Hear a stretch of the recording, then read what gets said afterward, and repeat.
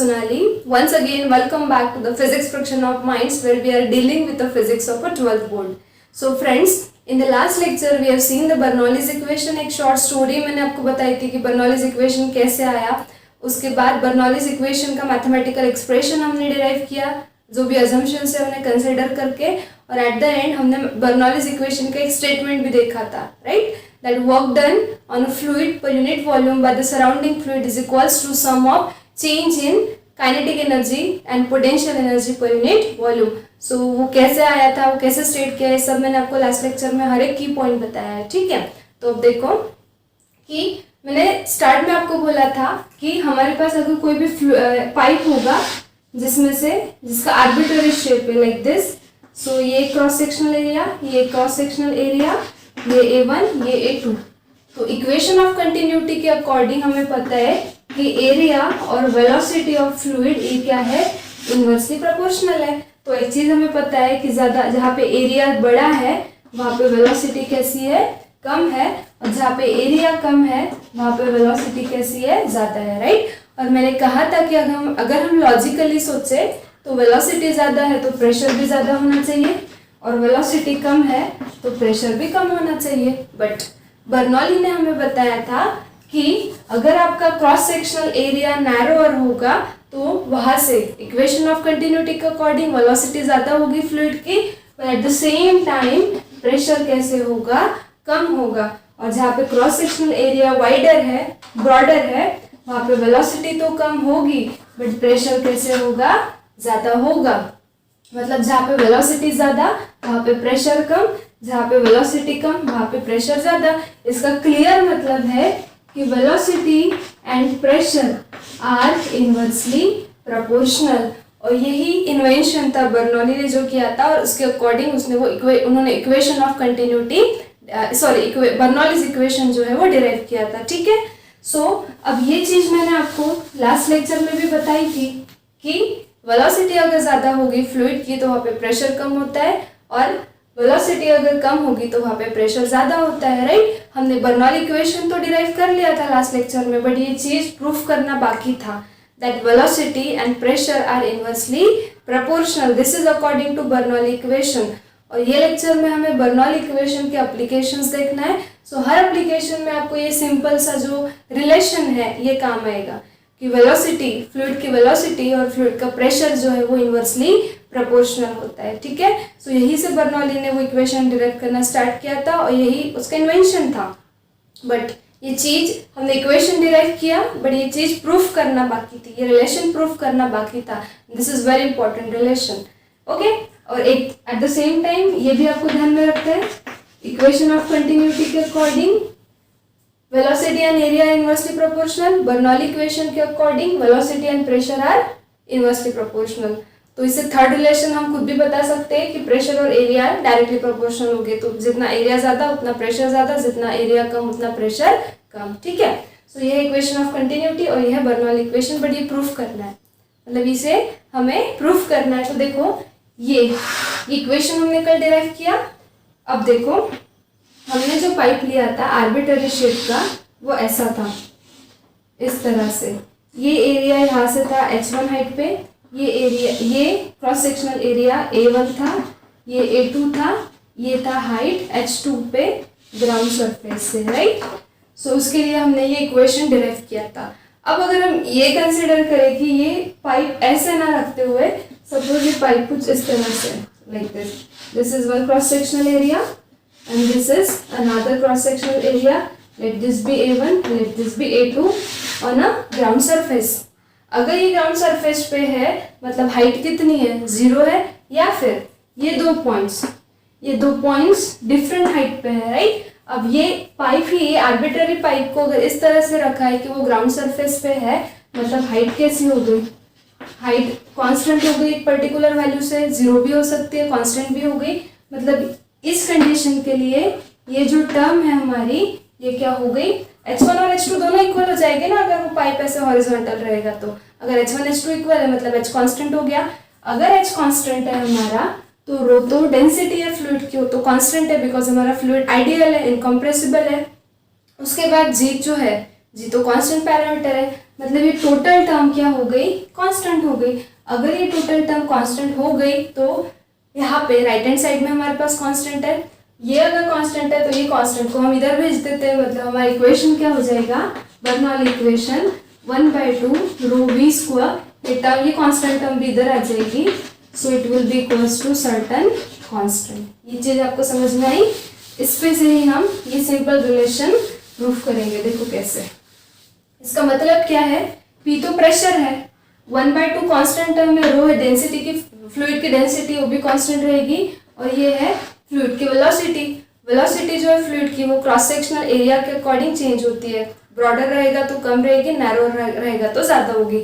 मतलब यहाँ पे ये वेरिएबल पैरामीटर है और यहाँ पे ये, अब दोनों की जो एडिशन है, और मैंने कल आपको बताया था प्रेशर एनर्जी टर्म है, इसे प्रेशर हेड भी कहते हैं, और ये काइनेटिक एनर्जी की टर्म है, इसे वेलोसिटी हेड कहते हैं। ठीक है, तो ये चीज़ भी ध्यान में रखो। तो देखो ये दोनों की जो एडिशन है वो कांस्टेंट है, मतलब अगर मैं इन दोनों को, ये सपोज 5 है, ये सपोज 5 है, तो 5 + 5 कितना हो गया, 10, कांस्टेंट हो गया। अब ये जो टर्म्स है ये म्यूचुअली वैरी होगी, बट इन दोनों की एडिशन जो है वो हमेशा कैसे चाहिए, हमें कांस्टेंट चाहिए। मतलब मैंने वेलोसिटी अगर 5 ही रखी, या फिर सपोज मैंने वेलोसिटी 5 की 7 कर दी, मतलब मैंने क्या किया, वेलोसिटी इंक्रीज कर दी, तो पर ये इक्वेशन के अकॉर्डिंग, बर्नौली इक्वेशन के अकॉर्डिंग दोनों की एडिशन हमें हमेशा कैसे चाहिए, कांस्टेंट चाहिए। तो ये अगर 7 हो गया तो इसे कितना होना पड़ेगा, इसे होना पड़ेगा 3, मतलब 7 + 3 अगेन हो गया 10। मतलब यहाँ पे क्या हुआ, यहाँ पे दोनों इक्वल थे, यहाँ पे जैसे वेलोसिटी बढ़ी प्रेशर क्या हो गया, कम हो गया। क्या कहा मैंने, जैसे वेलोसिटी बढ़ी प्रेशर ने खुद को कम कर लिया, सो दैट इनकी एडिशन हमेशा कैसे रहे, कांस्टेंट रहे। या फिर सपोज वेलोसिटी जो है वो 3 हो गई, 5 से 3 हो गई, मतलब कम हो गई, बट टोटल तो हमें हमेशा 10 ही चाहिए, कांस्टेंट चाहिए। सो अगर वेलोसिटी 5 से 3 हो गई तो प्रेशर को 5 से क्या होना पड़ेगा, 7, सो दैट इनकी टोटल हमेशा कैसे रहेगी, कांस्टेंट। मतलब ये केस में, थर्ड केस में क्या है, वेलोसिटी कम हो गई, वेलोसिटी कम हो गई, वैसे ही प्रेशर ने क्या किया, खुद को 5 से 7 कर लिया, मतलब प्रेशर क्या हो गया, बढ़ गया, राइट। सो देखो अब यहाँ पे जैसे वेलोसिटी बढ़ी प्रेशर कम हुआ, जैसे वेलोसिटी कम हुई प्रेशर बढ़ा। इसका ही मतलब क्या है कि velocity and pressure are inversely proportional. Understood? So this is just the explanation of this particular relationship, that velocity of a fluid and the pressure of a fluid are inversely proportional, and this is very important equation। और आपके जो Bernoulli's equation के applications है 5, वो पांचों application ये simple से relationship पे बेस्ट है। तो जो भी एक लेंदी बर्नौली इक्वेशन हमने कल डिराइव किया, जैसे हर एक चैप्टर या फिर हर एक स्टोरी की एक समरी होती है, तो बर्नौली इक्वेशन की ये रही समरी कि velocity and pressure of a fluid are inversely proportional, और इक्वेशन ऑफ कंटिन्यूटी की समरी क्या है, velocity and area are inversely proportional. This is velocity not a volume. Understood? So ये था सिंपल सा, ये आपको ध्यान में रखना है।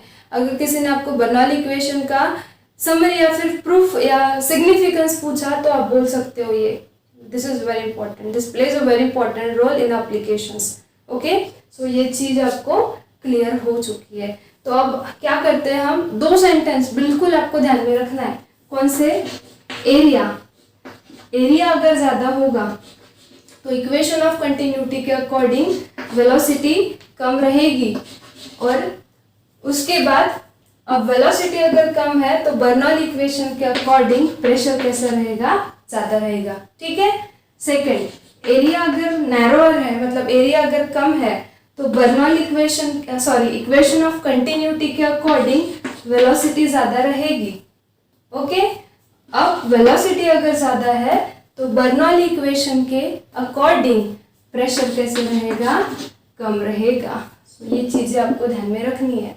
ठीक है, दैट एरिया एंड प्रेशर, और we can say area and velocity are inversely proportional, velocity and pressure are also inversely proportional, means I can say area and pressure are directly proportional। so जितना area ज़्यादा उतना pressure ज़्यादा, जितना area कम उतना pressure कम।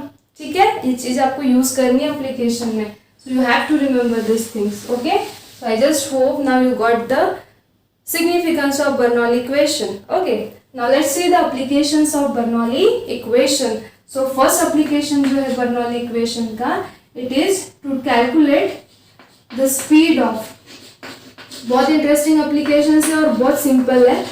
Okay, कोई difficulty नहीं आएगी आपको, हम एकदम सिंपल और सिंप्लीफाइड वे में हर चीज यहाँ पे एक्सप्लेन करेंगे. सो पहला जो एप्लीकेशन है Bernoulli's equation का, it is use to determine the speed of efflux. अब स्पीड का मीनिंग तो आपको पता है, बट अब सबसे बड़ा क्वेश्चन आपको ये अराइज हुआ होगा कि इफ्लक्स मतलब क्या होता है ना. सो इफ्लक्स का मतलब क्या है, सबके घर पे वाटर टैंक होती है, हमारे टेरेस के ऊपर वाटर टैंक होती है. उस वाटर टैंक में क्या होता है, पानी भरा होता है इस तरह से. अब अगर मैं इस वाटर टैंक को कहीं पे एक होल कर दूं लाइक दिस, इसे ओरिफिस कहते हैं. This is called as a orifice, that is hole. Okay, so अब क्या होगा, ये यहाँ से जो है इस तरह से पानी वाटर जो है वो लीक होगा, इस बाहर पड़ेगा सर्टेन वेलोसिटी के साथ. सो ये क्या है, ये आउटफ्लो है. This is outflow of water. This is called outflow of water and that outflow of water is called as a efflux. और ये जो आउटफ्लो हो रहा है वाटर का, ऑब्वियसली ये वाटर जो फ्लो हो रहा है ये पर्टिकुलर स्पीड के साथ हो रहा है. सो उस आउटफ्लो ऑफ वाटर की जो स्पीड है उसे कहते हैं speed of efflux. So efflux means nothing but the outflow of water. यहाँ पे हम लिख देते हैं ब्रैकेट में, efflux is nothing but outflow of water.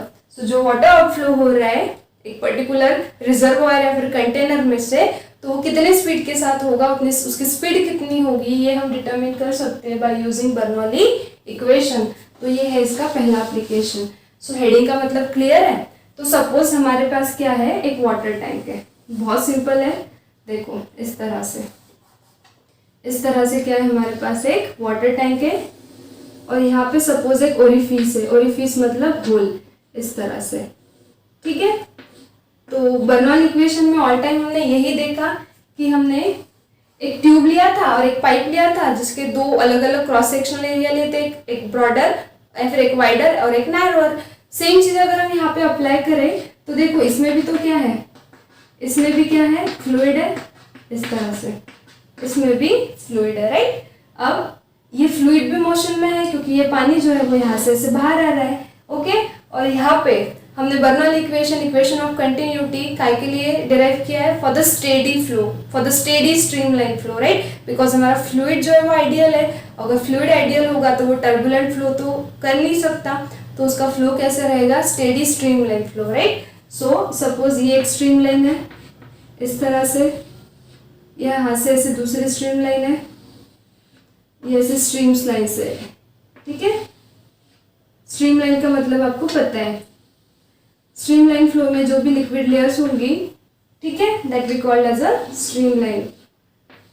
Okay, इस तरह से. अब ये जो है, ये यहाँ पे हम एक एरिया कंसिडर करते हैं. ठीक है, so let this be area A1 और यहाँ पे हम एक एरिया कंसिडर करते हैं. So let this be area A2. Okay, तो ये हो गया हमारा ब्रॉडर एरिया या फिर wider area of cross section और ये हो गया हमारा narrow area of cross section. ठीक है, अब हमें पता है एरिया के अकॉर्डिंग वेलोसिटी चेंज होती है according to equation of continuity. So suppose यहाँ की जो वेलोसिटी है वो हम लेंगे v1 और यहाँ की जो वेलोसिटी जिसके साथ हमारा फ्लूइड जो है वो आउटफ्लो हो रहा है उसकी वेलोसिटी हम लेंगे v2. अब आप एक चीज क्लियर कर लो कि हमें डिटरमिन क्या करना है, हमें डिटरमिन करना है speed of efflux, right. Speed of efflux means velocity with which your water is outflowing through that orifice, right? So यहाँ से जो हमारा वाटर है वो इस तरह से बाहर पड़ेगा, है ना, आउटफ्लो होगा, जिसकी वेलोसिटी हमने क्या कंसीडर की है, v2. इसका मतलब ही क्या, हमें क्या फाइंड आउट करना है, हमें v2 फाइंड आउट करना है. ये मैंने यहाँ पे लिख के रख दिया. ठीक है, ये भी क्लियर हो गया. अब देखो यहाँ का जो प्रेशर है ये हम P1 से डिनोट करते हैं, यहाँ का जो प्रेशर है ये हम P2 से डिनोट करते हैं, ठीक है। अब ये फ्लूइड है, इस फ्लूइड की एक पर्टिकुलर डेंसिटी होगी, तो वो डेंसिटी हम रो से डिनोट करते हैं। और सपोज ये जो है ये हमारा रेफरेंस लेवल है, मतलब ग्राउंड सरफेस, जहाँ से आपका area of cross section A1 जो है वो सपोज h हाइट पे है। या फिर हम डायरेक्टली सिंपल लैंग्वेज में ये भी कह सकते हैं कि इस टैंक की जो हाइट है वो h है, ठीक है। तो सारी चीज़ें आपको क्लियर करवा दी, जो नोटेशंस हमने यूज़ किए सबके मीनिंग मैंने आपको बता दिए, ठीक है। अब according to Bernoulli equation, last lecture में हमने इक्वेशन डिराइव किया। What was that? Equation was P plus 1/2 rho V square plus rho GH equals to constant, ठीक है। अब ये इक्वेशन अगर ऐसा है, जैसे हम लिखते हैं AB इक्वल्स टू कॉन्स्टेंट, तो हम ऐसे लिखते हैं ना equation of continuity A1 V1 equals to A2 V2। Similarly अगर ये एक्सप्रेशन कॉन्स्टेंट है तो इसे हम कैसे लिख सकते हैं? P1 plus 1/2 rho V1 square, रो को रो 1 नहीं लिखेंगे क्योंकि डेंसिटी कांस्टेंट है, फ्लूइड हमारा आइडियल है, प्लस रो जी कांस्टेंट है करके रो जी एज इट इज, और ये h के जगह पे क्या लिखेंगे हम? H1 इक्वल्स टू, सिमिलरली यहाँ पे क्या होगा, ये नीचे के क्रॉस सेक्शन के लिए P2 plus 1/2 rho V2 square plus rho जी H2, ठीक है। तो ये बर्नौली इक्वेशन है जो कि हमने कल डिराइव किया है। अब देखो, अब यहाँ पे हर एक टर्म का मीनिंग आपको पता है। अब थोड़ा सा अगर हम थिंक करें, लॉजिकली भी थिंक करें, तो एक चीज पता है कि ये जो टैंक है ये ऊपर से ओपन है, ऐसा हम अज्यूम करते हैं। अब टेक्स्ट बुक में एक चीज मतलब क्या किया है कि इसको यहाँ से पूरा पैक किया है। क्लोज टैंक बताइए, अगर क्लोज टैंक होगी मतलब ये जो पोर्शन है, ये जो एरिया है, ये एटमॉस्फेयर को एक्सपोज नहीं है, इसका मीनिंग ऐसा हुआ है ना। बट वो प्रिंट मिस्टेक भी हो सकती है, तो आपको क्या करना है, ये पोर्शन ओपन रखना है, तभी जाके ये जो आपका क्रॉस सेक्शन एरिया A1 है, यहाँ का फ्लूइड एटमॉस्फेयर को एक्सपोज होगा। अगर अब देखो ये ओपन होने की वजह से यहाँ पे जो प्रेशर लग रहा है फ्लूइड पे P1, वो कौन सा प्रेशर होगा? एटमॉस्फेरिक प्रेशर, ठीक है। अब यहाँ का ये यहाँ से भी ओपन है, मतलब यहाँ पे जो प्रेशर हमने लिया था P2, ये भी कौन सा प्रेशर होगा? Atmospheric pressure, because both the areas are expose to the atmosphere. Means P1 की वैल्यू कितनी हो गई? P0, कोई डाउट नहीं है। Plus 1/2 rho V1 square as it is plus rho g. H1 क्या है? H1 इस क्रॉस सेक्शनल एरिया से यहाँ तक की हाइट। अब ये हाइट कितनी ली है हमने? h, तो H1 के जगह पे आएगा h। P2 is again exposed, this is also exposed to the atmosphere, so I can write P2 equals to P0. So this is P0 plus this is 1/2 rho V2 square. V2 is the velocity of efflux that you have to determine, okay? Plus अब ये रो जी तो constant है, H2 क्या है? इस cross sectional area से ground surface की height. अब यही हमने रेफरेंस लेवल पे लिया है, ये एरिया ही अगर हमने रेफरेंस लेवल पे लिया है तो H2 की वैल्यू कितनी हो जाएगी? 0 हो जाएगी, क्योंकि आपका जो एरिया A2 है ये ग्राउंड लेवल पे है, रेफरेंस लेवल पे है। सो अगर कोई पॉइंट रेफरेंस लेवल पे होगा तो कितना होता है? 0। मतलब H2 अगर 0 हो गया तो ये सारी टर्म क्या हो गई? 0, ठीक है। तो ये चीज़ें आपको टेक्स्ट बुक में नहीं मिलेगी, डायरेक्ट स्टेप्स दिए, डायरेक्ट ये स्टेप दिए टेक्स्ट बुक में, तो इस तरह से आपको स्टेप वाइज जाना है, ठीक है। ये 0 क्यों हुआ? बिकॉज ये आपने रेफरेंस लेवल ली है, तो ये एरिया रेफरेंस लेवल पे ही है, तो उसकी जो हाइट होगी रेफरेंस लेवल से वो ऑफकोर्स कितनी होगी? 0 हो जाएगी, ठीक है। अब देखो ये P0 कैंसिल हो गया। अब प्लस 0 है तो ये 0 नहीं भी लिखा तो चलेगा, ठीक है। अब क्या बचा? 1/2 rho V1 square plus rho GH equals to 1/2 rho V2 square, ठीक है। अब देखो ये रो और ये रो कैंसिल आउट हो गया, सो क्या बचा? 1/2 rho V1 square plus GH equals to 1/2 rho तो कैंसिल आउट हो गया, सो यहाँ पे सिर्फ बचेगा 1/2 V1 स्क्वायर 1/2 V2 स्क्वायर, ठीक है। अब हम क्या करते हैं? वेलोसिटी के टर्म्स एक साइड रखते हैं और ये GH को एक साइड रखते हैं। Means I can write GH equals to ये 1/2 टर्म इधर जाएगी तो 1/2 हम कॉमन ले लेते हैं, ब्रैकेट में क्या रहेगा, ये v2 स्क्वायर माइनस ये टर्म इधर जाने के बाद हो जाएगा ये v1 स्क्वायर। ओके, कोई डाउट नहीं है। तो अब ये 2 इधर भेज देते हैं, सो ये क्या हो जाएगा 2gh equals to v2 square minus v1 square. Okay, so let this be equation number 1। ये है हमारा इक्वेशन नंबर 1। ओके, अब एक चीज हमें पता है, according to equation of continuity, equation of continuity के अकॉर्डिंग हम लिख सकते हैं a1 v1 is equals to a2 v2, right. ये हम ऑलरेडी प्रूफ कर चुके हैं। अब हमें क्या निकालना है, हमें वेलोसिटी ऑफ इफ्लक्स v2 निकालना है। तो हम क्या करेंगे, v1 को v2 के फॉर्म में कन्वर्ट करेंगे। मीन्स v1 की वैल्यू कितनी होगी बोलो, इसको इधर लेके जाओ, ये हो जाएगी a2 upon a1 into v2, ठीक है। इसे हम कह देते हैं इक्वेशन नंबर 2। इक्वेशन 1 में आपके पास v1 स्क्वायर की वैल्यू है, हमें v2 निकालना है। तो हमें कुछ ऐसा मैनिपुलेशन करना है कि हम v1 को भी v2 के फॉर्म में लिख सके। सो हमने इक्वेशन ऑफ कंटिन्यूटी यूज किया। अब इस तरह से हम v1 को v2 के फॉर्म में लिख सकते हैं। सो इक्वेशन 2 को यूज करो और इक्वेशन 1 क्या होगा बताओ। सो ये आपको समझ में आ गया है। सो ये हम इरेज कर देते हैं। Okay, so 1 implies 2gh is equals to v2 square as it is रखते हैं, v2 square as it is minus v1 की वैल्यू कितनी है दिस वन और उसका स्क्वायर है, मतलब ये क्या हो जाएगा a2 अपॉन a1 का होल स्क्वायर और v2 बाकी है और v2 का भी स्क्वायर, ठीक है। अब देखो 2gh इज इक्वल्स टू, यहाँ से हम v2 स्क्वायर कॉमन ले सकते हैं जो कि हमें फाइंड आउट करना है। यहाँ से v2 स्क्वायर कॉमन ले लिया, यहाँ पे बचा 1, यहाँ पे बचा a2 upon a1 whole square.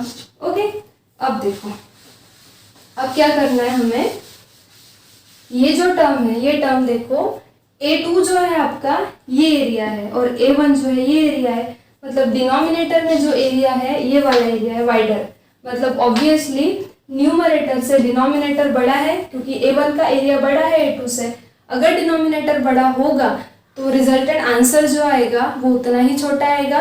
और यहाँ पे फिर से 1 माइनस है, 1 माइनस आप 0 पॉइंट कुछ समथिंग कर और उसका भी स्क्वायर है। फिर से मैं रिपीट करती हूँ, a2 बाई a1 मतलब ये वाइडर एरिया, मतलब डिनोमिनेटर बड़ा है, डिनोमिनेटर बड़ा है तो आंसर छोटा आएगा 0 पॉइंट समथिंग, उसका भी स्क्वायर है, 0 पॉइंट समथिंग का स्क्वायर करोगे तो और छोटा आता है। ये चीज़ हमें पता है कि हम 0.4 का स्क्वायर गया फिर हम 0.2 का स्क्वायर करें तो 0.04 और छोटा हो गया, तो स्क्वायर करके और छोटा आएगा। 1 में से वो इतनी स्मॉल टर्म माइनस करोगे तो वो अप्रोक्सीमेटली आंसर मतलब 1.1 कुछ तो भी आएगा, राइट, मतलब बहुत छोटा आएगा।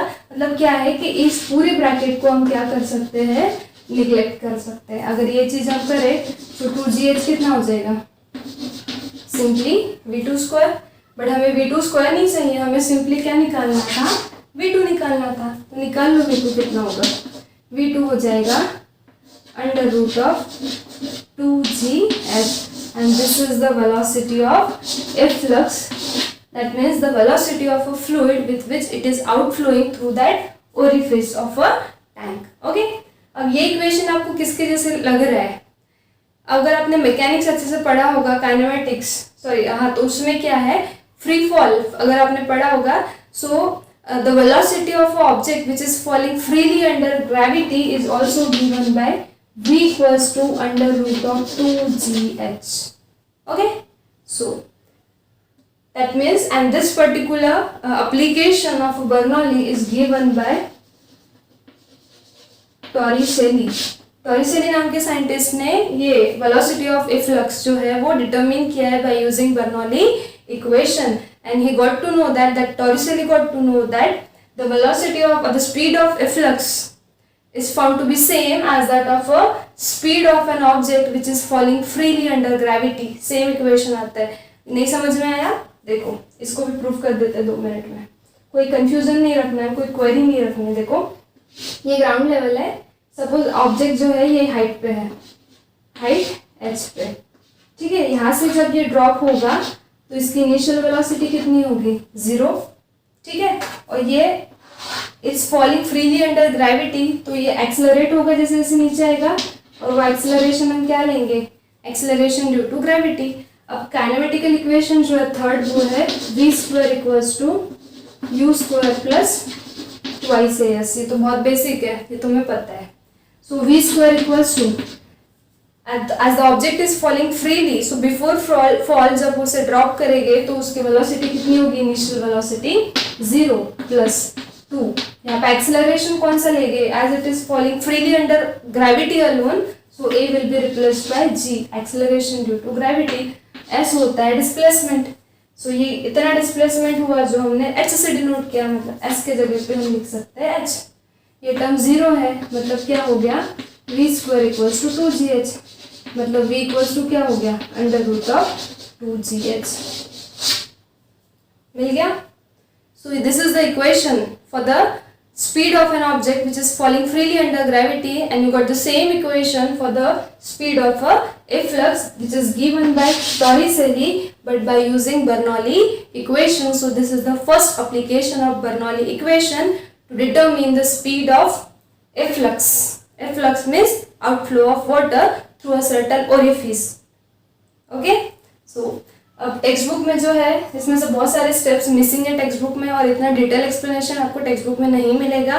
तो हर एक सेंटेंस जो बोला है, हर एक की पॉइंट जो बताया, आप उसे अच्छे से कंसंट्रेशन से सुनो और इस तरह से प्रिपेयर करो, मतलब आपको कोई डिफिकल्टी नहीं आएगी। ठीक है, सो ये था पहला एप्लीकेशन बर्नौली इक्वेशन का। Now let's see the second application of Bernoulli equation.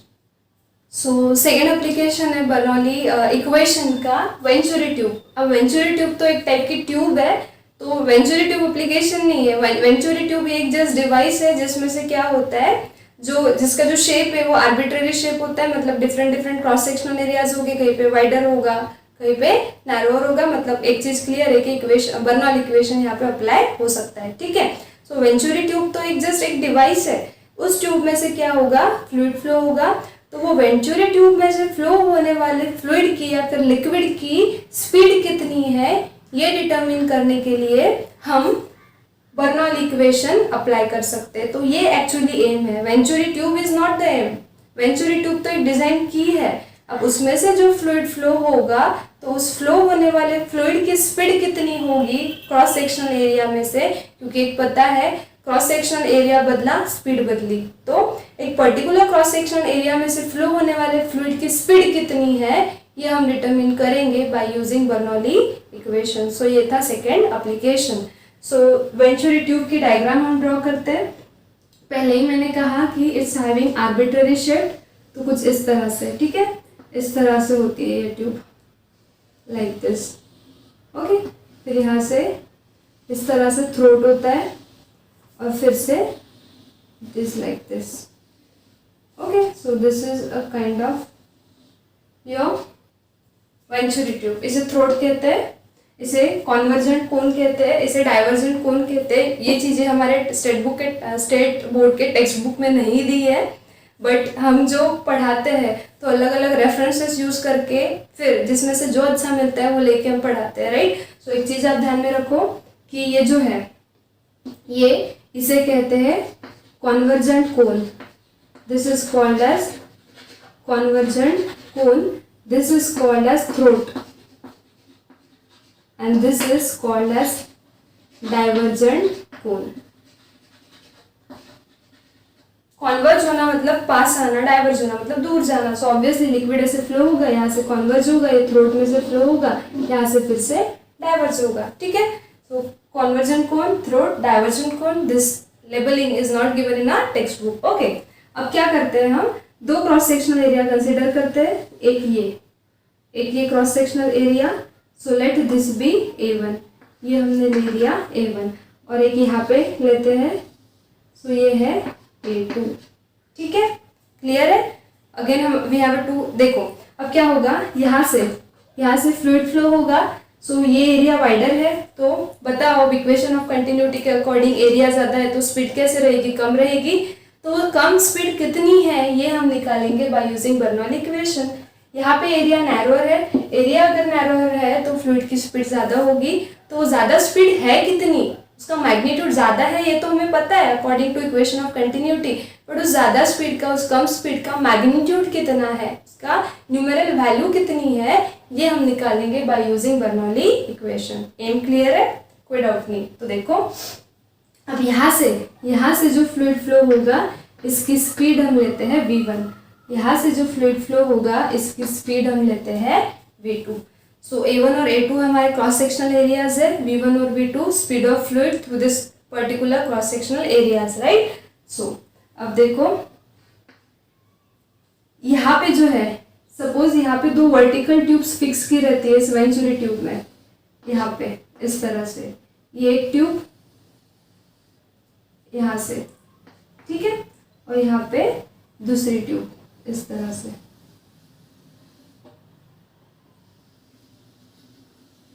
इस तरह से। सो इस तरह से दो वर्टिकल ट्यूब इस वेंचुरी ट्यूब में फिक्स की होती है, इसका ऐसा कंस्ट्रक्शन है, ठीक है। अब देखो यहाँ का प्रेशर सपोज P1 है, यहाँ का प्रेशर सपोज P2 है। सो लगाओ Bernoulli equation. So according to Bernoulli equation, what is that equation, P1 plus 1/2, हम अप्लीकेशन देख रहे तो अब हम बर्नौली इक्वेशन थोड़े ना डिराइव करेंगे, जो इक्वेशन डिराइव किया है उसको यूज करके, उसको अप्लाई करके कुछ और निकालेंगे। So rho v1 square plus rho g h1 is equals to, हम क्या करते हैं पहले इस इक्वेशन को स्टैंडर्ड फॉर्म में लिख लेते हैं। स्टैंडर्ड फॉर्म क्या है हमारा, p plus 1/2 rho v square plus rho g h is equals to constant, ये हमारा स्टैंडर्ड फॉर्म है, ठीक है। अब देखो यहाँ पे भी स्ट्रीम लाइंस कुछ ऐसे फ्लो हो रही होगी ना। अब एक चीज आप ध्यान में रखो, फ्लूइड में तो नंबर ऑफ स्टेडी फ्लो है तो नंबर ऑफ स्ट्रीम लाइंस भी होगी, बट जब आप बर्नौली इक्वेशन लगाते हो तो कोई भी एक स्ट्रीम लाइन के दो पॉइंट पे आप बर्नौली इक्वेशन लगा सकते हो। जैसे हम दो एरियाज लेते हैं ना, सो ये और ये, एक पॉइंट ये, एक पॉइंट एक स्ट्रीम लाइन का, दूसरा पॉइंट दूसरे स्ट्रीम लाइन का, ऐसे लेके हम बर्नौली इक्वेशन नहीं लगा सकते। तो ये हमारा फ्लूइड जो फ्लो हो रहा है ये स्टेडी स्ट्रीम लाइन फ्लो है, तो इसमें नंबर ऑफ स्ट्रीम लाइंस है, और आपको पता है कि two stream lines never cuts each other, never intersect each other, right. So whenever you will, this is very important information regarding Bernoulli equation. Whenever you apply Bernoulli equation, your fluid should be steady, your fluid should be ideal, and your flow should be steady streamline. And whenever you take 2 points to apply Bernoulli equation like this one and this one, these 2 points should lie on a same streamline because two streamline never intersect. Okay, so remember these things. So अब देखो ये diagram हमने कुछ इस तरह से draw की थी बर्नौली इक्वेशन निकालते हो। यहाँ का एरिया, यहाँ का एरिया, ये स्टार्ट लेक्चर के स्टार्ट में भी मैंने आपको बताया, ये हाइट ली थी हमने h1, ये हाइट ली थी हमने h2 ग्राउंड से, ठीक है। ये थे आपके दो पॉइंट, ये एक और ये दूसरा। अब आप ये दो पॉइंट देखो, this 2 points are on at same horizontal level, and if the 2 points are at same horizontal level, तो जितनी हाइट, मतलब 2 पॉइंट सेम हॉरिजॉन्टल लेवल पे है तो ये हाइट क्या हो जाएगी, दोनों की हाइट ग्राउंड से कांस्टेंट रहेगी। कुछ तो भी वैल्यू रहेगी बट हाइट तो कांस्टेंट रहेगी ग्राउंड से, जितने हाइट पे ये रहेगा ये पॉइंट उतने ही हाइट पे ये पॉइंट रहेगा, मतलब हाइट क्या हो गई, कांस्टेंट हो गई। रो तो कांस्टेंट ही है, density of ideal fluid is constant, जी तो कांस्टेंट ही है, मतलब ये पूरी टर्म क्या हो गई, कांस्टेंट हो गई। अगर ये पूरी टर्म कांस्टेंट है so I can write like this 1/2 rho v square, ये सब कांस्टेंट है तो ये कांस्टेंट को इस कांस्टेंट के साथ भेज देते हैं, तो सब्ट्रैक्शन एडिशन जो भी होगी फिर से मिलेगा तो कुछ कांस्टेंट ही मिलेगा, है ना। तो हमारा इक्वेशन इस तरह से रिड्यूस्ड हो गया बर्नौली इक्वेशन ये डायग्राम के लिए, because the 2 points are at the same horizontal level, so height is constant, so entire term is constant, so this equation is reduces to this form. Okay, अब इस equation को हम 2 points के लिए apply करते हैं। क्या है, P1 plus 1/2 rho v1 square is equals to P2 plus 1/2 rho v2 square. अब यहाँ पे कोई कंडीशन नहीं है कि आपको v1 ही निकालना है, जैसे वहाँ पे स्पीड ऑफ एफ्लक्स में आपको सिर्फ v2 निकालना था, यहाँ पे आपको v1 भी निकाल सकते हो v2 भी निकाल सकते हो, क्योंकि हमें सिंपली फ्लूइड के फ्लो की स्पीड निकालनी है, तो वो स्पीड अगर यहाँ की निकालना है तो v1 निकालो, ये एरिया में से फ्लो होने वाले फ्लूइड की स्पीड निकालना है तो v2 निकालो, राइट। सो v1 भी निकाल सकते हैं, v2 भी निकाल सकते हैं। अब ये इक्वेशन जो है टेक्स्ट बुक में डायरेक्ट दिया है, ये कुछ नहीं मेंशन है कि कैसे डायरेक्ट ये इक्वेशन आया। सो हमने एकदम स्टार्ट से, बेसिक से स्टार्ट किया है, तो ये सारे स्टेप्स आपको समझ में आई होगी। सो देखो, प्रेशर के टर्म हम एक साइड रखते हैं। सो ये P1, ये P2 अगर इधर आया तो ये हो जाएगा P2, P1 माइनस P2, और इधर ये 1/2 रो, ये 1/2 रो कॉमन है, तो इसे हम क्या करते हैं, कॉमन ले लेते हैं। ये रहा V2 स्क्वायर माइनस, अब ये V1 स्क्वायर उधर जाएगा तो माइनस हो जाएगा, so this is minus V1 square, let this be equation number 1। कोई डाउट नहीं है। अब इसके बाद टेक्स्ट बुक में क्या किया है, इसके डायरेक्ट वैल्यू एक ले ली है और बस डिराइव हो चुका है, ऐसे कहा है। बट अगर हम डायरेक्ट, मतलब बहुत बार क्या होता है कि ये वैल्यू जो है कोई भी डायरेक्टली बता देता है कि इसकी वैल्यू ये पुट करना है और बस आपका इक्वेशन डायरेक्ट हो गया, बट ऐसे नहीं है। तो देखो अभी फिर से हमें क्या करना है, हमें कोर में जाके हर स्टेप समझ के लेनी है, ठीक है। टेक्स्ट बुक में देखोगे ना तो ये बस 3 to 4 स्टेप्स में डिराइव हो चुका है। देखो अभी क्या होगा, यहाँ पे जो 2 वर्टिकल ट्यूब्स है, अब इसके बारे में बात करते हैं क्योंकि इसका यूज तो अभी तक हमने किया ही नहीं है ना। तो देखो क्या होगा, ये इंपॉर्टेंट इक्वेशन हमने स्टार्ट में एक्सप्लेन किया या फिर प्रूफ किया। ये क्या कहता है कि वेलोसिटी और प्रेशर कैसे है, इनवर्सली प्रोपोर्शनल है, राइट। और ये इक्वेशन क्या कहता है, एरिया और वेलोसिटी इनवर्सली प्रोपोर्शनल है। तो एक चीज तो क्लियर है, देखो ये जो हमारा एरिया है ये वाइडर है, अगर ये एरिया वाइडर है तो ये वेलोसिटी जो है v1 ये कम होगी, और अगर वेलोसिटी कम है तो बर्नौली इक्वेशन के अकॉर्डिंग प्रेशर कैसे होगा, ज़्यादा होगा। फिर से मैं रिपीट कर रही हूँ, ये जो एरिया है ये वाइडर है, तो इक्वेशन ऑफ कंटिन्यूटी के अकॉर्डिंग अगर एरिया ज़्यादा है तो वेलोसिटी कम है, तो यहाँ पे वेलोसिटी कम है, और बर्नौली इक्वेशन के अकॉर्डिंग वेलोसिटी कम है तो प्रेशर ज़्यादा है। मतलब यहाँ का जो प्रेशर है P1 वो P2 से कैसा है, ज़्यादा है। यहाँ पे भी देख लो, यहाँ पे एरिया नैरोअर है, सो वेलोसिटी मैक्सिमम है, वेलोसिटी ज़्यादा है, बट बर्नौली इक्वेशन के अकॉर्डिंग वेलोसिटी अगर ज़्यादा है तो प्रेशर क्या हो जाएगा, कम हो जाएगा। मतलब P2 प्रेशर P1 से कम है, सो P1 is greater than P2। अब यहाँ का अगर प्रेशर ज़्यादा है तो क्या होगा, यहाँ का जो फ्लूइड है ये ऐसे ऊपर राइज होगा इस तरह से। अब यहाँ पे एक चीज ध्यान में रखो कि यहाँ पे कैपिलरी एक्शन नहीं हो रही है जो हमने सरफेस टेंशन में देखा, ठीक है। बहुत बार इसका एक्सप्लेनेशन कैपिलरी एक्शन करके दिया जाता है, इसका रीजन यहाँ पे capillary action is not playing a role. What is playing a role, this simple two फॉर्मूले are playing a role that here as the area is wider pressure is less, sorry pressure is more, so more pressure की वजह से ये fluid जो है इस तरह से ऊपर चढ़ेगा, ठीक है। सो ये जो हाइट है यहाँ से, ये पूरी ट्यूब हम इसको यहाँ तक एक्सटेंड कर देते, सपोज ये हाइट है हमारी h1 यहाँ तक की, ठीक है। अब यहाँ पे एरिया कम मतलब वेलोसिटी ज़्यादा मतलब प्रेशर कम। यहाँ का प्रेशर कम होने की वजह से ये जो फ्लूइड है ये बस यहाँ तक चढ़ेगा, यहाँ तक राइज होगा कुछ इस तरह से, लाइक दिस। सपोज ये यहाँ तक क्या हुआ, राइज हो गया। सो इसे भी हम एक्सटेंड कर देते हैं यहाँ तक, ठीक है। सो ये जो हाइट है सपोज ये है h2, ये हाइट है h2, ठीक है। अब देखो दोनों वर्टिकल ट्यूब में हाइट डिफरेंस कितना है, ये यहाँ तक है, ये ट्यूब में यहाँ तक है, ये ट्यूब में यहाँ तक है, तो ये इतना हाइट डिफरेंस जो है ये वाला, ये हम डिनोट करते हैं h से, ठीक है। सो ये सारी चीज़ें आपको समझ में आ गई, कोई डाउट नहीं है क्योंकि ये कुछ भी टेक्स्ट बुक में एक्सप्लेन नहीं किया हुआ है, ठीक है। सो हम बहुत कोर से देख रहे हैं हर चीज़ को। तो देखो अब हम क्या कर सकते हैं, हमने हाइड्रोस्टैटिक में देखा था कि अगर कोई कंटेनर में लिक्विड है इस तरह से, उसमें एक इमेजिनरी सिलेंडर कंसिडर किया था, यहाँ का एरिया लिया था, यहाँ का प्रेशर लिया था P1, यहाँ का प्रेशर लिया था P2, और हमें एक चीज़ पता है डेप्थ के साथ प्रेशर इंक्रीज होता है, मतलब ये प्रेशर इससे ज़्यादा है, तो एक्सप्रेशन हमने लिखा था P2 minus P1 is equals to ρgh। याद है, नहीं होगा तो फिर से हाइड्रोस्टैटिक्स पढ़ो और फिर हाइड्रोडायनामिक्स पढ़ो, ठीक है।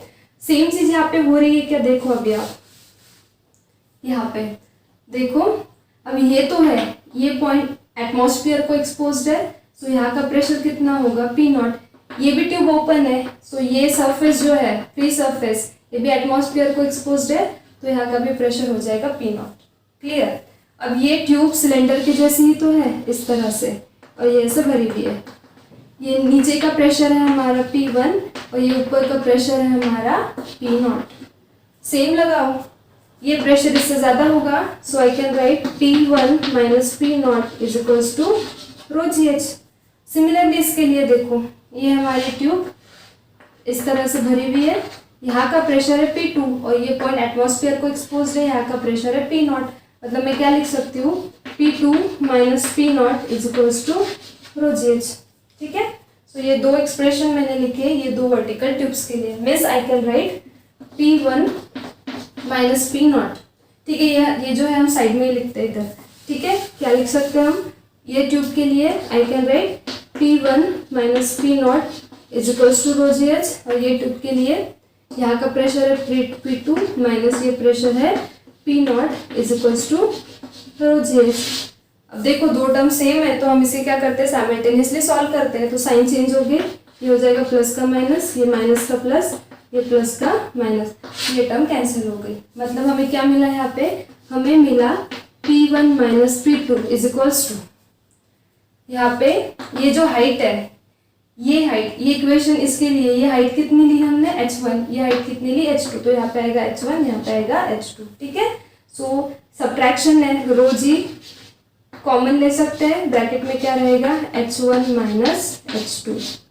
ये समझ में आया। अब देखो ये टोटल h1 है और ये इतना h2 है।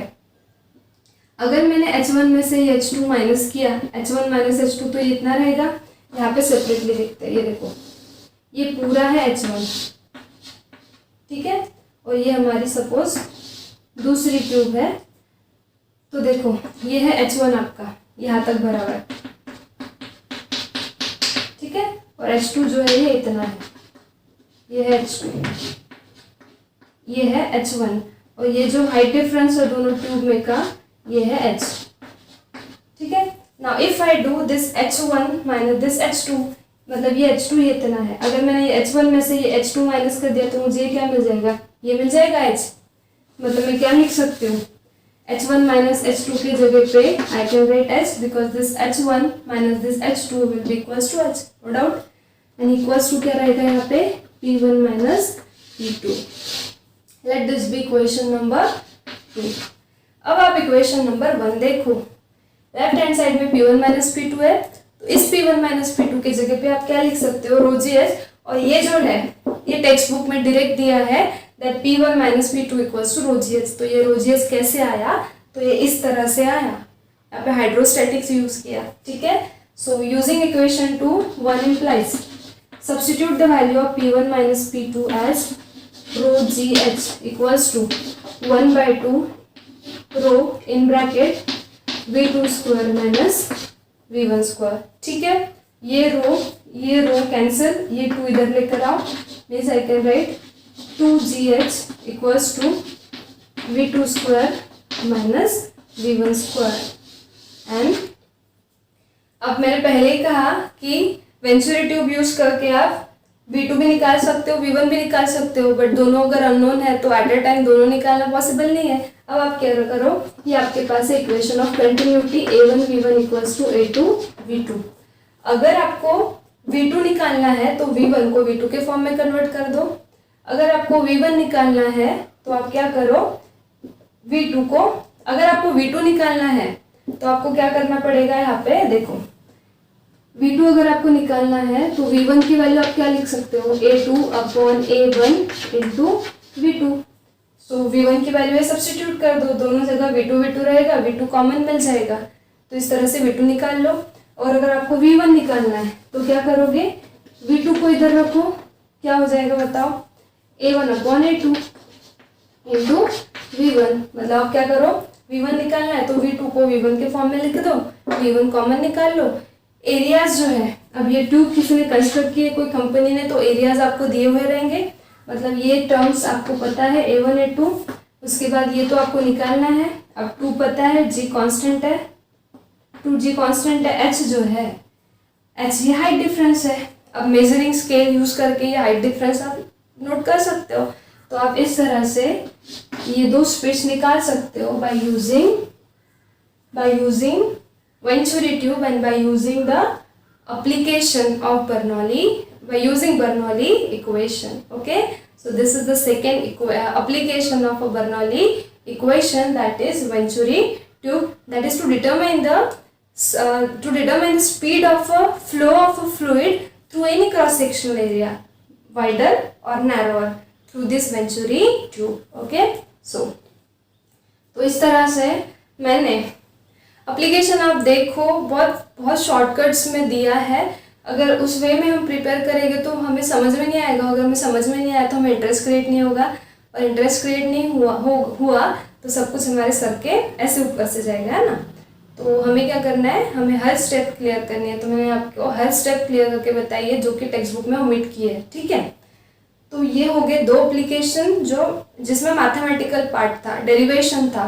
अब टोटल 5 एप्लीकेशंस है।